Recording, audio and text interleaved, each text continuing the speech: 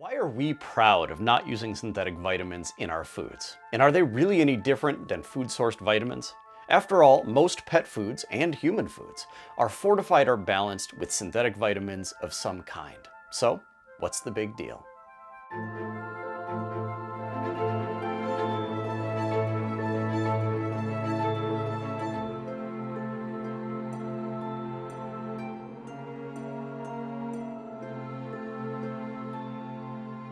Let's start off with a simple question.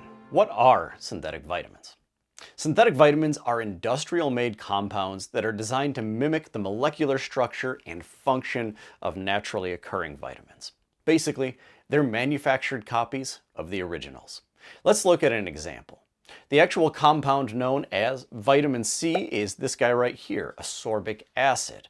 The synthetic form, which is typically made from genetically modified corn, is chemically identical to the natural form found in foods, like oranges or Brussels sprouts. And inside the body, it fits into the exact same proverbial slot as natural vitamin C, keeping me from getting scurvy, losing all my teeth, and dying painfully, among a ton of other roles that vitamin C plays. The benefit of the synthetic form is you can manufacture tons of it for pennies and slap it into any foods that you want. Now, instead of eating foods like fruits and vegetables that are naturally rich in vitamin C, I can spend all day eating fast food, gulp down one of these bad boys, and be the epitome of good health, right? Well, as you probably guessed, when it comes to the immensely beautiful, complex world of nature, there's a little more to the story. That's because natural vitamins don't normally enter our bodies in their isolated, lonely form.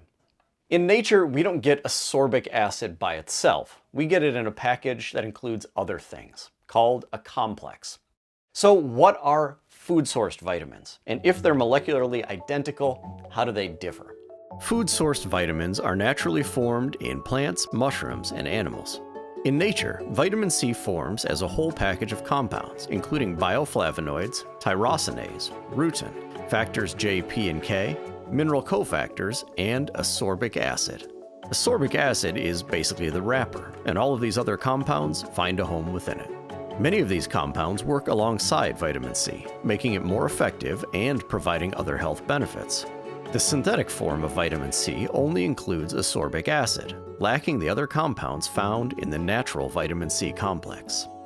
Vitamin C is just an example here. It's one of the easiest ones to illustrate the differences between synthetic and natural. Healthy dogs and cats can actually manufacture their own vitamin C, as long as they have all of the building blocks necessary. But there are a collection of vitamins and minerals they do need to get from their food. Here are the vitamins you typically see supplemented in synthetic form. And here are the minerals that are typically added to pet foods. And here are the vitamins we add to our foods and the minerals. Those lists are empty on purpose because we don't add anything that's not real food. So what are the benefits of synthetic vitamins? It can't be all bad, right? And it's not. Let's look at the pros and cons for synthetic vitamins and whole food vitamins, starting with whole food vitamins. The main benefit is that it is the complete package, exactly what the body is expecting with all of the enzymes, cofactors, and other friends that help it work. The ingredient that contains vitamin C, such as broccoli, will also provide a whole host of other complementary nutrients like prebiotic fiber, probiotics, and other vitamins and minerals. This is exactly how your body, your dog's body, and your cat's body, and the body of every other animal on the planet has been getting its nutrients for billions of years, from real food. It's also hard to overdose on whole foods. It would be obvious if we added too much broccoli, and would probably result at most in a little gassiness. So natural gets a point for safety. Honestly, we could keep listing things here, but I'm guessing you guys get the idea. Let's talk about the downsides of whole food vitamins: price and balance. Real foods are substantially more expensive than synthetic vitamins, and you now have to arrange them in the right balance to make sure you're getting everything that that animal needs. So we can't just use corn, potato, rice, and a little chicken. We now have to include appropriate foods. We also can't rough these ingredients up too much using high heat or heavy processing, because we would destroy some of the good stuff. So Not a big list of cons, but it is enough for most pet food companies to turn to synthetic additives. Let's look at the pros and cons. Synthetic vitamins are cheap to make, so they can bring down the cost versus adding natural foods. That means that rather than adding spinach and romaine lettuce, you can add a vitamin K supplement and swap those pricier ingredients for corn or potatoes. They're also widely available, so populations that don't have access to a healthy variety of foods have benefited massively from synthetic vitamins. Some foods are even required to be fortified. In the US, wheat flour has to have added iron, calcium, thiamine, and niacin. Synthetic vitamins can also be superdosed or taken in high amounts for short periods in order to improve a specific imbalance in the body. An example would be taking lots of ascorbic acid to reduce stored copper.